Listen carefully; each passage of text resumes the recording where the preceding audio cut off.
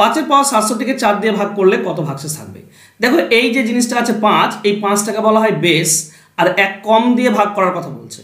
যদি 1 কম দিয়ে ভাগ করার কথা বলে তাহলে ভাগশেষ সর্বদা 1 হবে, আনসার হবে অপশন এ।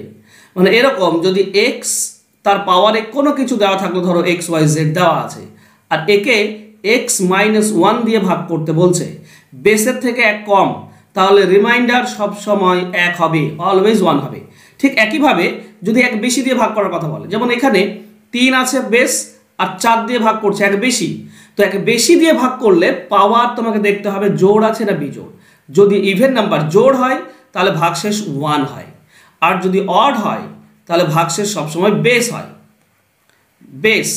তো এখানে 1 বেশি দিয়ে ভাগ করার কথা বলছে, পাওয়ারটা বিজোড় আছে, বিজোড় থাকলে বেস, বেস মানে 3 হবে ভাগশেষ, তো আমাদের অ্যান্সার হয়ে যাবে অপশন সি 3।